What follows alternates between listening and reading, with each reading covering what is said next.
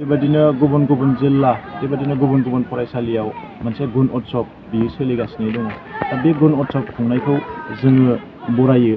नाथाय बे गुन उत्सव खुंनो थांनायाव जोङो दिनै नुनो मोनबाय जे जोंनि क्लास 6 बे क्लास 6आव फरायनाय फरायसाफोरनि जे सोंथि बिलाइ बेखौ जोङो दिनै इंराजि बिजोंजों फैनायखौ नुनो मोनदों।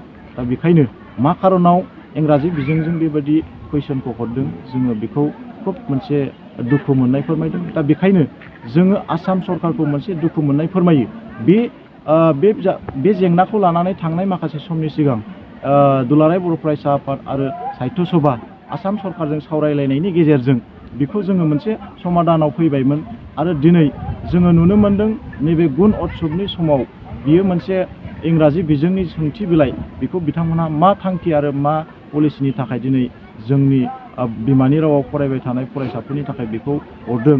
दा बेखायनो जोङो आसाम सरकारखौ मोनसे गोख्रों रावजों सोंखारिनो सानो।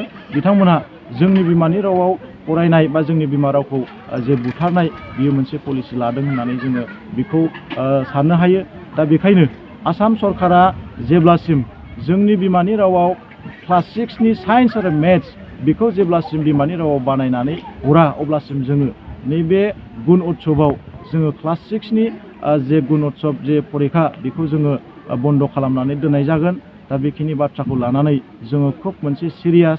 दा बेखायनो जोंबो दिनै चिरां जिल्ला एबसुनि सिङाव थानाय नैबे दख'र एबसुआबो बेखौ लानानै जोङो फरायसालियाव जोङो मोनसे नोजोर होफैनाय बा नायगिदिंफैनाय बेखौ जोङो लादों। आरो बेवहाय जोङो दिनै जोङो नैबे फरायसालियाव फैनानै नैबे खुंग्रिं गोजौ फरायसालियाव फैनानै बे मा होनदों क्लास 6नि फरायसाफोरखौ जोङो दिनै बे एग्जामखौ होहोआ आरो बेखौ जोङो दिनै फरायसाफोरखौ दिनै बे एग्जामनिफ्राय जोङो दैथायहरफिननाय जाबाय। बेखिनि